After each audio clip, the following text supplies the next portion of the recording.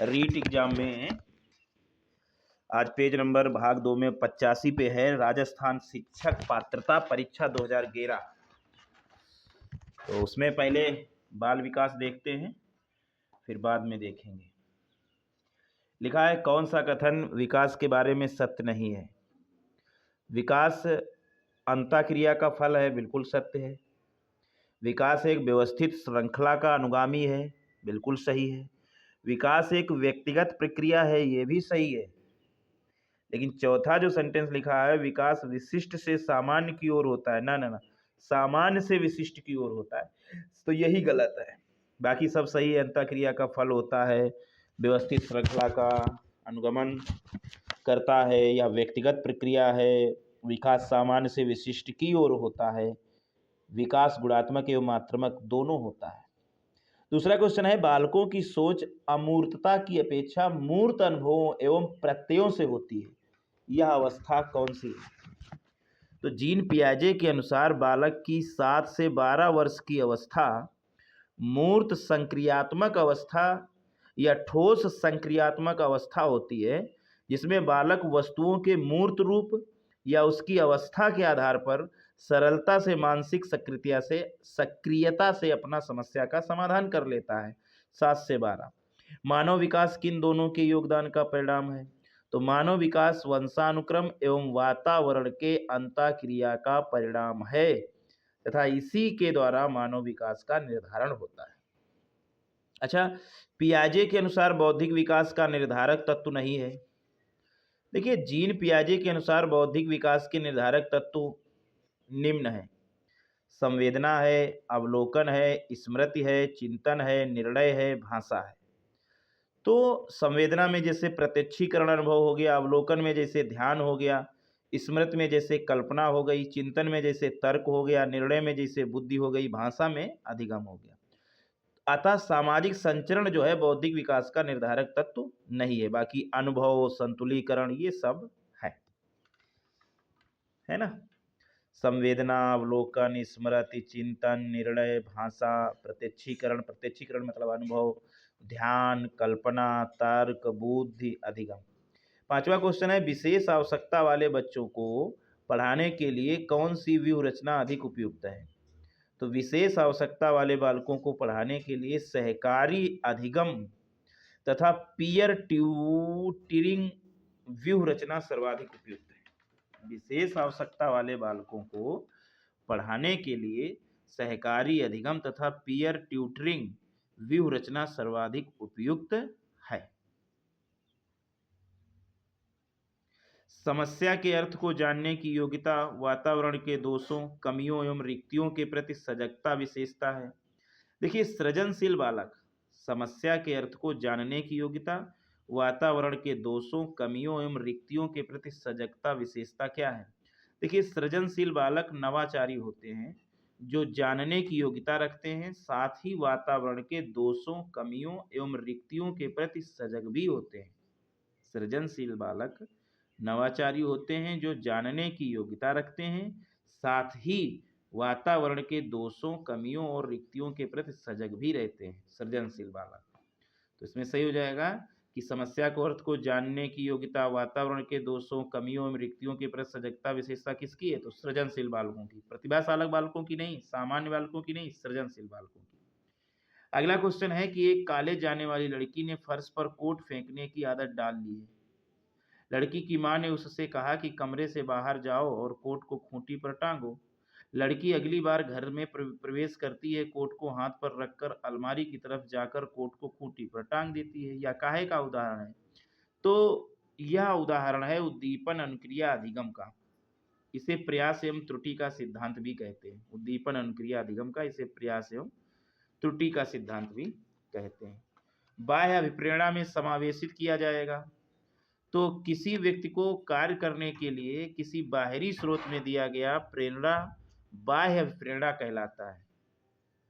किसी व्यक्ति को कार्य करने के लिए किसी बाहरी स्रोत में दिया गया प्रेरणा बाह्य प्रेरणा कहलाता है। और बाह्य प्रेरणा के उदाहरण जैसे प्रशंसा है, पुरस्कार एवं दंड है, प्रतिद्वंदिता है, परिणाम है। तो इनमें से सभी हैं ये, प्रशंसा एवं दोषारोपण, प्रतिद्वंदिता, पुरस्कार एवं दंड, परिणाम का ज्ञान, ये सभी हैं बाह्य अभिप्रेरणा के उदाहरण।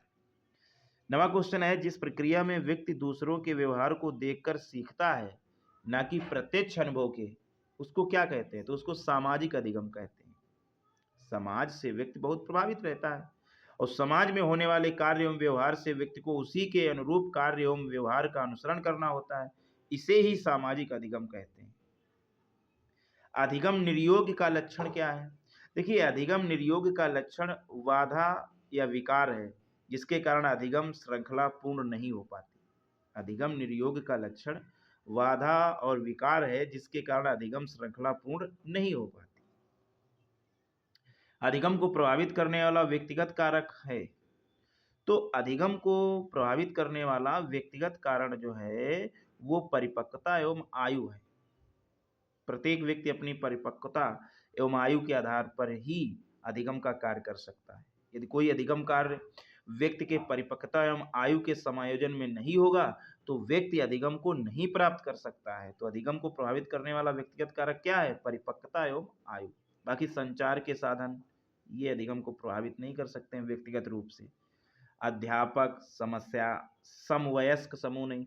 परिपक्वता एवं आयु जो है व्यक्तिगत कारक है प्रभावित करने वाला अधिगम को। अच्छा, एक क्रिकेट खिलाड़ी अपनी गेंदबाजी के कौशल को विकसित कर लेता है पर यह उसके बल्लेबाजी के कौशल को प्रभावित नहीं करता है, इसे क्या कहते हैं?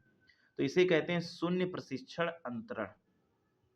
किसी एक परिस्थिति में अर्जित ज्ञान, कौशल, आदतों, विचारों आदि का किसी अन्य परिस्थिति में उपयोग करना अधिगम अंतरण कहलाता है।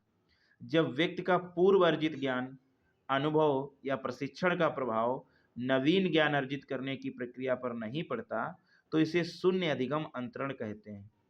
प्रश्न में क्रिकेट खिलाड़ी के गेंदबाजी के कौशल का प्रभाव बल्लेबाजी पर नहीं पड़ता तो यह शून्य अधिगम अंतरण होगा। कौन सा कथन किसी व्यक्ति के मानसिक स्वास्थ्य को उत्तम रूप से प्रदर्शित करता है? देखिए, पूर्ण अभिव्यक्ति, संगतिकरण और सामान्य लक्ष्य की ओर निर्देशन, मानसिक विकारों का न होना, व्यक्तित्व के विकारों का न होना, संवेगात्मक संतुलन आदि किसी व्यक्ति के मानसिक स्वास्थ्य को उत्तम रूप से प्रदर्शित करते हैं। पूर्ण अभिव्यक्ति, संगतिकरण और सामान्य लक्ष्य की ओर निर्देशन, मानसिक विकारों का न होना, व्यक्तित्व के विकारों का न होना, संवेगात्मक संतुलन आदि किसी व्यक्ति के मानसिक स्वास्थ्य को उत्तम रूप से प्रदर्शित करते हैं। तो इनमें से सभी हैं। अच्छा, फ्रायड, प्याजे एवं अन्य मनोवैज्ञानिकों ने व्यक्तित्व विकास की विभिन्न अवस्थाओं के संदर्भ में व्याख्या की है। फ्रायड, प्याजे एवं अन्य मनोवैज्ञानिकों ने व्यक्तित्व विकास की विभिन्न अवस्थाओं के संदर्भ में व्याख्या की है, परंतु प्याजे ने व्यक्ति के विभिन्न व्यक्तित्व अवस्थाओं को समझाने के लिए व्यक्ति के संज्ञानात्मक विकास की अवधारणा को विकसित किया है। इन्होंने फ्रायड, प्याजे एवं अन्य वैज्ञानिकों ने व्यक्तित्व विकास की विभिन्न अवस्थाओं के संदर्भ में व्याख्या की, परंतु प्याजे ने क्या किया है कि व्यक्ति के विभिन्न व्यक्तित्व अवस्थाओं को समझाने के लिए व्यक्ति के संज्ञानात्मक विकास की अवधारणा को विकसित किया है। अच्छा, गिलफोर्ड ने अपसारी चिंतन पद का प्रयोग किसके समान अर्थ में किया? तो गिलफोर्ड ने बुद्धि की संरचनात्मक सिद्धांत प्रस्तुत किया। इन्होंने बुद्धि का त्रिविमीय प्रारूप प्रस्तुत किया। गिलफोर्ड ने अपसारी चिंतन को गैर परंपरागत चिंतन कहा जो नवीन ढंग से सोचने तथा सृजनशीलता को इंगित करता है। गिलफोर्ड ने बुद्धि की संरचनात्मक सिद्धांत प्रस्तुत किया। इन्होंने बुद्धि का त्रिविमीय प्रारूप प्रस्तुत किया। गिलफोर्ड ने अपसारी चिंतन को गैर परंपरागत चिंतन कहा जो नवीन ढंग से सोचने तथा सृजनशीलता को इंगित करता है। अच्छा, कौन सा कथन रुचि के बारे में सत्य नहीं है? तो रुचियां जन्मजात और अर्जित दोनों होती हैं, तो सही है। रुचियां समय के अनुसार बदलती रहती हैं, सही है। रुचियां योग्यताओं एवं अभिक्षमताओं से संबंधित नहीं होती हैं, ये भी सही है। रुचियां व्यवहार में आकर्षण एवं विकर्षण के प्रतिबिंब नहीं है, नहीं। रुचियां व्यवहार एवं आकर्षण एवं विकर्षण के प्रतिबिंब होती हैं, इससे विकर्षण का पता चलता है। अभिवृत्ति क्या है? देखिए, अभिवृत्ति एक भावनात्मक प्रवृत्ति होती है जो अनुभव द्वारा प्राप्त होता है तथा अनुभव के द्वारा संगठित होकर किसी वस्तु के पसंदीगी या नापसंदीगी के रूप में मनोवैज्ञानिक रूप से प्रतिक्रिया करता है। अभिवृत्ति एक भावनात्मक प्रवृत्ति होती है जो अनुभव द्वारा प्राप्त होता है तथा अनुभव के द्वारा संगठित होकर किसी वस्तु या पसंदीगी या नापसंदगी के रूप में मनोवैज्ञानिक रूप से प्रतिक्रिया करती है। व्यक्तित्व एवं बुद्धि में वंशानुक्रम की क्या है? देखिए, व्यक्तित्व एवं बुद्धि में वंशानुक्रम की महत्वपूर्ण भूमिका होती है, क्योंकि बुद्धि जन्मजात योग्यता है तथा व्यक्तित्व के निर्धारक घटक शरीर ग्रंथियां आदि हैं। यद्यपि स्पष्टता व्यक्तित्व एवं बुद्धि का विकास वंशानुक्रम एवं वातावरण का योग है। यद्यपि स्पष्टता व्यक्तित्व एवं बुद्धि का विकास वंशानुक्रम एवं वातावरण का योग है। अगला है, जिन इच्छाओं की पूर्ति नहीं होती है उनका भंडार गृह कौन सा है? तो इदम है। जिन इच्छाओं की पूर्ति नहीं होती वह इदम भंडार गृह में सुरक्षित हो जाती है। इदम एक जन्मजात प्रवृत्ति है। इदम एक जन्मजात प्रवृत्ति है तथा इसके व्यक्ति की मूल भावनाएं यानी दमित इच्छाएं आती हैं। इदम किसी तरह का तनाव सहन नहीं कर सकता तथा यह पूर्णतः अचेतन में कार्य करता है। फ्रायड के अनुसार इदम को पूर्वजों की स्मृतियों के अवशेषों का भंडार माना जाता है। इदम को पूर्वजों की स्मृतियों के अवशेषों का भंडार माना जाता है। यह अंधापन की स्थिति है। 20वां क्वेश्चन है, रक्षा तंत्र बहुत सहायता करता है। तो दबाव से निपटने में रक्षा तंत्र बहुत सहायता करता है। अपने दोषों का स्थानांतरण किसी अन्य परिस्थिति या व्यक्ति पर कर देता है जिससे वह मानसिक तनाव से बच जाता है। तो रक्षा तंत्र बहुत सहायता करता है दबाव से निपटने में। शारीरिक निर्योग्यता वाले व्यक्ति के लिए कौन सी युक्ति रक्षा तंत्र में सबसे संतोषजनक होगी? तो शारीरिक निर्योग्यता वाले व्यक्ति हर संभव तरीके से ऐसी जानकारी से रक्षा करने की कोशिश करता है जो दर्दनाक घटनाओं की याद दिलाता हो। ऐसी परिस्थिति में वह अति कल्पनात्मक रक्षा तंत्र का उपयोग करता है। शारीरिक निर्योग्यता वाले व्यक्ति हर संभव तरीके से ऐसी जानकारी से रक्षा करने की कोशिश करता है जो दर्दनाक घटनाओं की याद दिलाता हो। ऐसी परिस्थिति में वह अति कल्पनात्मक रक्षा तंत्र का उपयोग करता है। 22वां है, बालक प्रसंग बोध परीक्षण 3 वर्ष से 10 वर्ष की आयु के बालकों के लिए बनाया गया है। इस परीक्षण के कार्ड में प्रतिस्थापित किए गए हैं तो लोगों के स्थान पर जानवरों को प्रतिस्थापित किए गए हैं।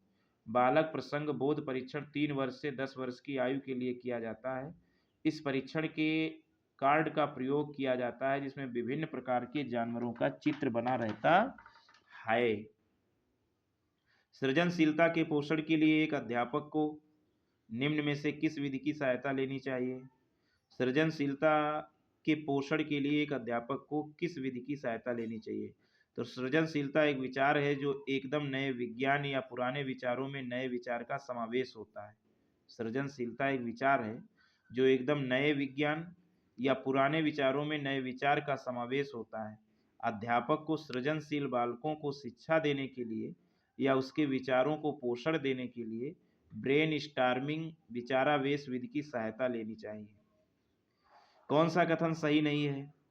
तो अंतर्नोद आवश्यकता का मनोवैज्ञानिक परिणाम है। सही है, अंतर्नोद जो है आवश्यकता का मनोवैज्ञानिक परिणाम है। आवश्यकता एवं अंतर्नोद समान नहीं है बल्कि समांतर हैं, ये भी सही है। मूल प्रवृत्तियां आंतरिक जैविक बल हैं, ये भी सही है। तो ये सब सही है, केवल आवश्यकता वंचना की शारीरिक अवस्था नहीं है, बस यही गलत है। देखिए, प्रत्येक शारीरिक अवस्था की अलग अलग आवश्यकता होती है। प्रत्येक शारीरिक अवस्था की विशेष गुण अलग अलग होने के कारण आवश्यकताएं भी परिवर्तित होती हैं।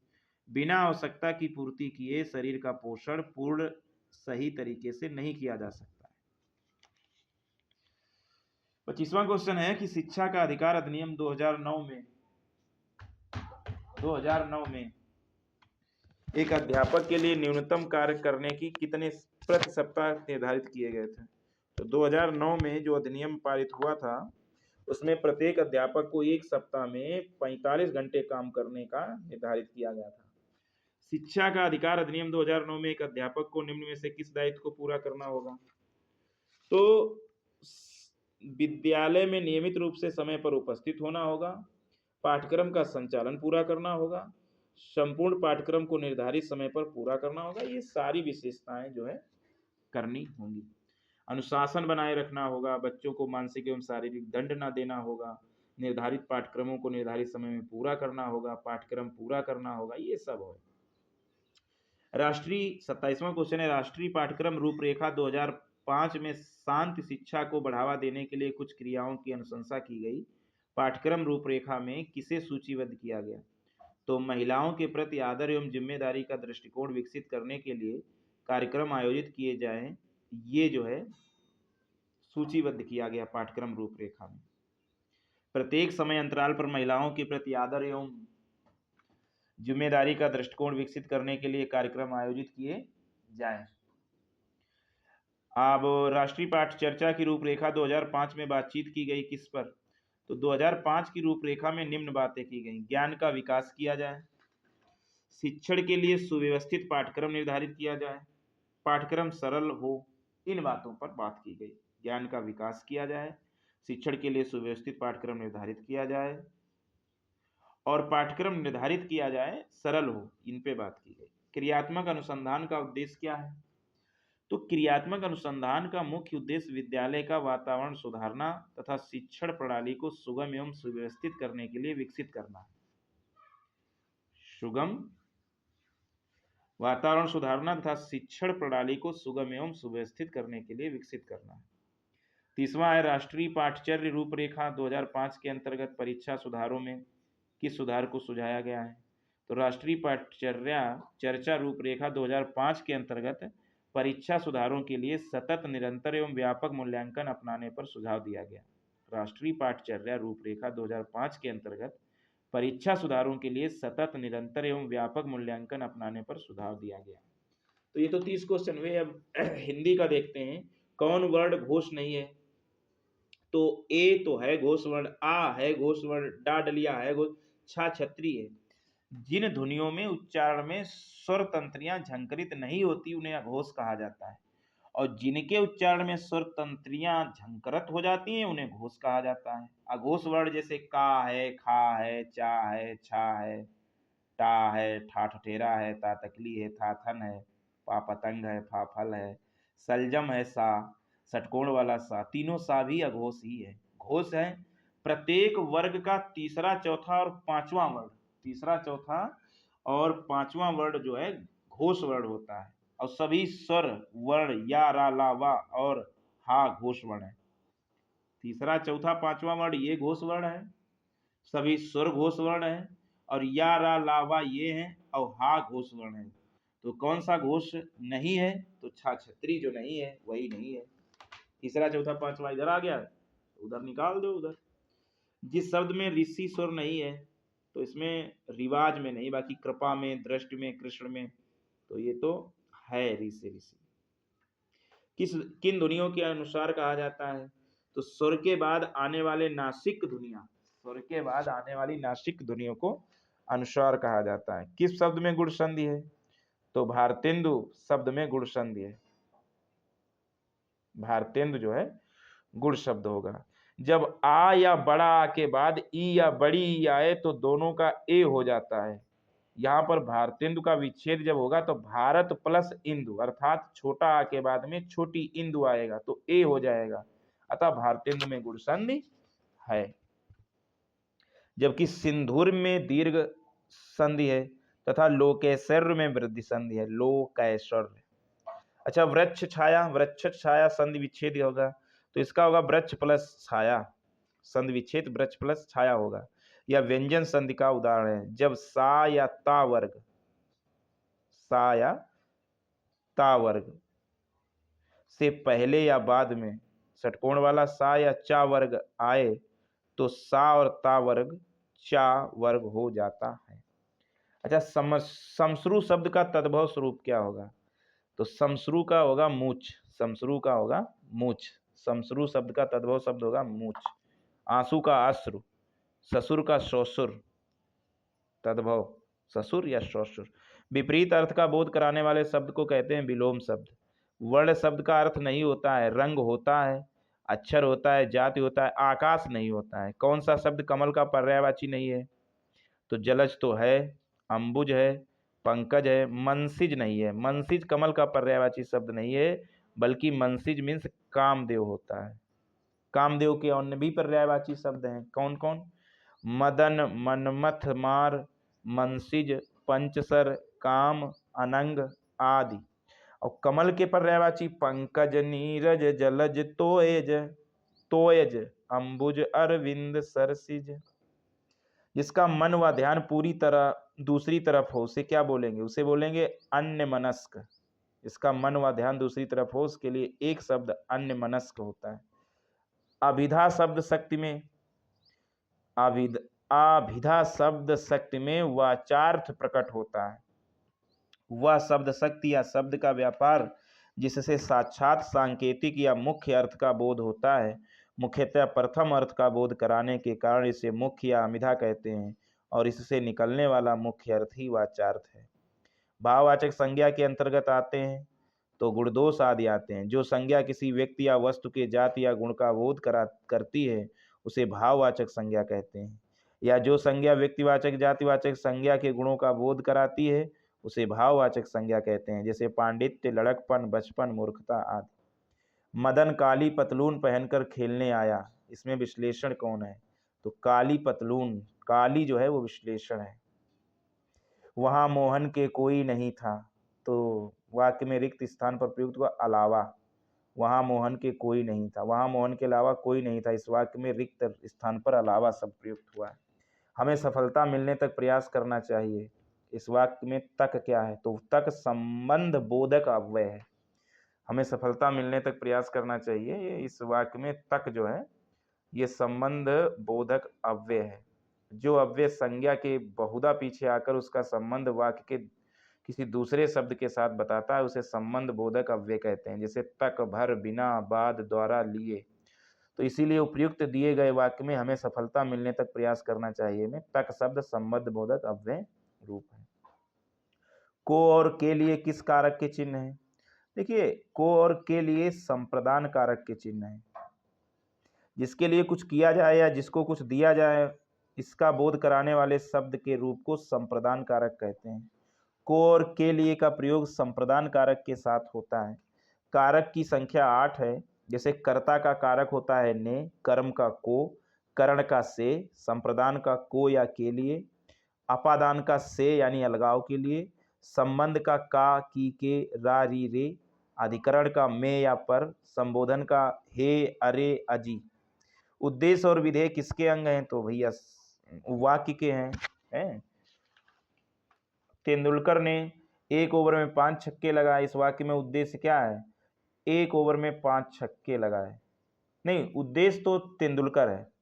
विराम चिन्ह दिया होता है, एक पॉइंट होता है, फिर कॉमा होता है, इसका नाम क्या होता है? इसका नाम होता है अर्धविराम। अर्धविराम एक पॉइंट एक कॉमा, अल्प विराम में केवल कॉमा, पूर्ण विराम फुल स्टॉप लगा दो डंडा ऐसा, योजक वो डैश ऐसा होता है, निर्देशक चिन्ह होता है हल्का डैश, है ना, और विवरण चिन्ह होता है जिसे 2 पॉइंट बुंदी रखी ऊपर नीचे और फिर डैश लगाया, ये विवरण चिन्ह होता है। प्रश्नवाचक चिन्ह जानते हो, कलचुला जैसा होता है। हंस पद चिन्ह वो नहीं जिसे कोई शब्द छूट जाता है तो ये चिन्ह ऊपर लगाया जाता है, जिसे अरे वो बनाया जाता है ना त्रिकोण जैसा, नीचे का नहीं बनता है, तो हंस पद चिन्ह वो ऐसा होता है। 20वां है, किसी कठिन शब्द को स्पष्ट करने के लिए किस विराम चिन्ह का प्रयोग होता है? तो कोष्ठक का प्रयोग होता है। किसका? कोष्ठक का। किसी कठिन शब्द को स्पष्ट करने के लिए कोष्ठक विराम चिन्ह का प्रयोग होता है। अवसर का लाभ उठाना के लिए कौन सा उपयुक्त होगा? तो बहती गंगा में हाथ धोना। बाधा डालना मुहावरे का अर्थ होता है रोड़ा अटकाना। अपना हाथ जगन्नाथ का अर्थ क्या है? तो अपना हाथ जगन्नाथ का अर्थ है अपने हाथ से काम करना ही उपयुक्त होता है। मैं तुम सबको खूब समझता हूँ, तुम सब एक जैसे हो, तो इसमें एक ही थैली के चट्टे बट्टे। अधिसूचना का प्रकाशन कहाँ होता है? तो राजपत्र गजट में अधिसूचना का प्रकाशन होता है राजपत्र में। सरकारी स्तर पर अधिसूचना का प्रकाशन अधिकतर भारतीय राजपत्रों के लिए होता है। निविदा सूचना का उद्देश्य होता है, देखिए सामान्यतः निविदा सूचना का उद्देश्य किसी निर्माण कार्य में सामान की आपूर्ति करवाने तथा सामानों की नीलामी करवाने के लिए होता है निविदा सूचना का उद्देश्य। अगला है मतलब सामान की आपूर्ति करवाना हो, चाहे सामान की नीलामी करवाना हो, चाहे निर्माण कार्य करवाना हो, ये निविदा सूचना का उद्देश्य होता है। 27वां है, किसी कार्यालय द्वारा एक साथ अनेक प्रेषितियों को भेजा जाने वाला शासकीय पत्र, ज्ञापन या आदेश कहलाता है परिपत्र। जब कोई सरकारी पत्र, कार्यालय, ज्ञापन या ज्ञापन एक साथ अनेक प्रेषितियों को भेजा जा रहा हो तब उसे परिपत्र कहते हैं। अच्छा, इधर एक गद्यांश आया जिसमें लिखा है, इस गद्यांश का शीर्षक होगा कुसंगति। कुसंग का अर्थ होता है बुरी संगति। केंद्रीय भाव इसका ये है संगति का महत्व। तो ये तो भाषा हिंदी फर्स्ट हुई। अब भाषा हिंदी सेकंड भी देख लेते हैं। कौन वर्ड ओष्ठ्य नहीं है? तो छोटा और बड़ा इनका उच्चारण कंठ से होता है, ये ओष्ठ्य नहीं है।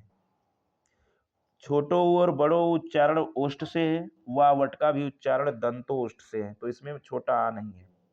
अल्प प्राण ध्वनियों का समूह कौन है? देखिए, उच्चारण में वायु प्रक्षेप की दृष्टि से व्यंजनों के दो भेद होते हैं, अल्प प्राण और महाप्राण। वायु प्रक्षेप, जिनके उच्चारण में श्वास पूर्ण रूप से अल्प मात्रा में निकले उन्हें अल्प प्राण व्यंजन, तथा जिनके उच्चारण श्वास अधिक मात्रा में निकले उन्हें महाप्राण वर्ण कहते हैं। प्रत्येक वर्ग का पहला, तीसरा एवं पांचवा वर्ण अल्प प्राण व्यंजन एवं दूसरा एवं चौथा वर्ण महाप्राण व्यंजन होता है। चा, जा, आ अल्प प्राण व्यंजन है। चा, जा, आ। शुद्ध शब्द कौन सा है? शुद्ध शब्द है कार्यक्रम। बाकी अनाधिकार का देखो, अनधिकार, अनाधिकार नहीं होता है, अनधिकार होता है। आ ना धा पे छुट्टी की मात्रा कार। विच्छिन्न का होगा विच्छिन्न। आशीर्वाद का वो वावट पे रा लगेगा, ये शुद्ध होता है। तो महा प्लस उदय का होगा महोदय। महा प्लस उदय का क्या होगा? संधि महोदय। सद्भावना का संधि विच्छेद होगा सत प्लस भावना। सत ता में हलंत लगेगा, सत प्लस भाव। धरित्री का तद्भव रूप होता है, धरित्री का तद्भव रूप होता है धरती। दो भिन्न भाषाओं के मेल से बना शब्द क्या होता है? तो संकर। दो भिन्न भाषाओं के मेल से बना शब्द संकर कहलाता है। जैसे रेल अंग्रेजी शब्द, गाड़ी हिंदी, तो रेलगाड़ी। कौन शब्द तद्भव है? तो रुक्ष जो है ये तत्सम है, वृक्ष जो तत्सम है, पल्लव तत्सम है, खजूर जो है ये तद्भव है। हवा का पर्यायवाची नहीं है, तो हवा का है पर्यायवाची नहीं है। देखो, वायु तो है, व्यार है, समीर है, ध्वज है, तो हवा का पर्यायवाची ध्वज नहीं है। हवा का पर्यायवाची ध्वज नहीं है। हवा का पर्यायवाची वायु, पवन, समीर, अनिल, बयार, वात, पार, मारुति, ये सब है। ध्वज के पर्यायवाची शब्द हैं जैसे झंडा, पताका, केतु, निशान। स्वाधीन का विलोम क्या होता है? देखो, स्वाधीन का विलोम होता है पराधीन। परतंत्र का स्वतंत्र, गुलाम का मालिक। भक्ति का अर्थ नहीं है, तो सेवा भक्ति का अर्थ है, पूजा भक्ति का अर्थ है, श्रद्धा भक्ति का। कविता नहीं है। संज्ञा का प्रकार नहीं है, तो देशवाचक जो है संज्ञा का प्रकार नहीं है। बाकी व्यक्तिवाचक, जातिवाचक, भाववाचक तो है ही। किसी समूह में सभी सर्वनाम प्रश्नवाचक हैं, तो कौन, क्या, किसने, ये सभी सर्वनाम प्रश्नवाचक हैं। जिस सर्वनाम से प्रश्न का बोध होता है उसे प्रश्नवाचक सर्वनाम कहते हैं। कौन, क्या, किसने, कहाँ, कैसे इत्यादि प्रश्नवाचक सर्वनाम। जिस शब्द का प्रयोग संज्ञा के बदले होता है उसे सर्वनाम कहते हैं। पुरुषवाचक सर्वनाम, निश्चयवाचक सर्वनाम, अनिश्चयवाचक सर्वनाम, संबंध सर्वनाम, प्रश्नवाचक सर्वनाम, निजवाचक सर्वनाम, यही तो है। पुस्तक से कौन विशेषण बनेगा? तो पुस्तक से बनेगा पुस्तकीय। ई प्रत्यय मिलाने से पुस्तकीय हो जाएगा, तो फिर बन जाएगा विशेषण। अच्छा, वाक्य में प्रयुक्त शब्द को क्या कहते हैं? तो वाक्य में जो प्रयुक्त शब्द होता है उसको कहते हैं पद। क्या कहते हैं? पद। ना तो लिपि कहते हैं, ना शब्दांश कहते हैं, ना भाषा, इसको बोलते हैं पद। जो वाक्य में प्रयुक्त शब्द होता है उसको पद बोलते हैं। बोलो कोई सुन लेगा, वाक्य में रिक्त स्थान पर भरो, तो धीरे बोलो कोई सुन लेगा। वाक्य में शब्दों का क्रम निर्धारित होता है पद क्रम से। किससे निर्धारित होता है? पद क्रम से। शुद्ध वाक्य कौन है? शुद्ध यही है, यह ऐतिहासिक घटना है ना। अब जैसे दिए गए विकल्प में यह ऐतिहासिक घटना शुद्ध है। अन्य विकल्प जैसे शुद्ध वाक्य दरअसल वह उससे प्रेम करता है ना, ये होगा। डाकू के पैरों में बेड़ियां हैं, ऐसे नहीं होगा डाकू के पैरों में हथकड़ियां। डाकू के पैरों में बेड़ियां हैं या डाकू के हाथों में हथकड़ियां हैं, आपका या भवदी है।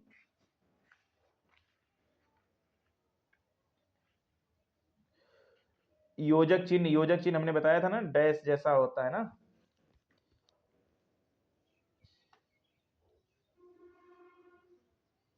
अल्प विराम का कॉमा होता है, विवरण चिन्ह वो पॉइंट ऐसे दो होते हैं ऊपर नीचे। अपूर्ण विराम होता है, आधा कॉमा उसके ऊपर बिंदी अर्धविराम।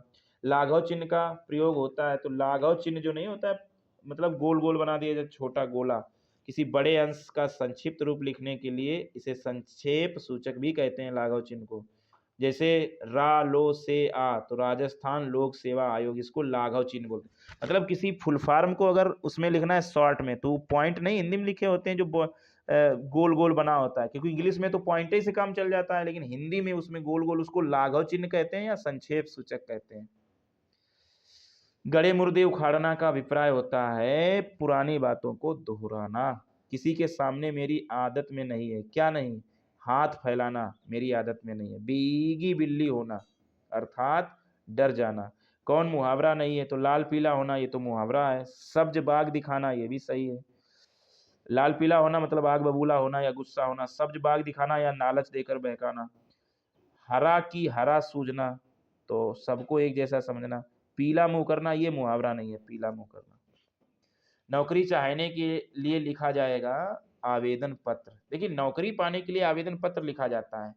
ज्ञापन का प्रयोग प्रार्थना पत्रों, आवेदन पत्रों, सूचना प्राप्ति आदि के लिए, उत्तर प्राप्ति के लिए है।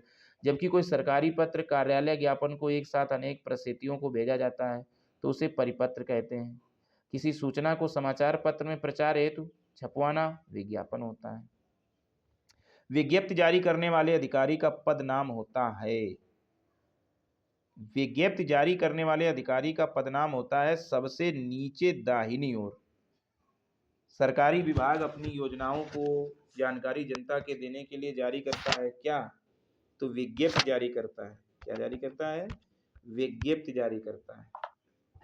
अब ये गद्य लिखा है, इसमें लिखा है, इस गद्यांश का शीर्षक तो है वो पर्यावरण प्रदूषण। निर्जीव का अर्थ होता है जीवन रहित, और पर्यावरण के किसी घटक के कम या अधिक होने से होता है पर्यावरण प्रदूषण। तो इस तरीके से हमने पेज नंबर 98 तक देख लिया। अब सामाजिक विज्ञान का कल होगा। बहुत बहुत धन्यवाद।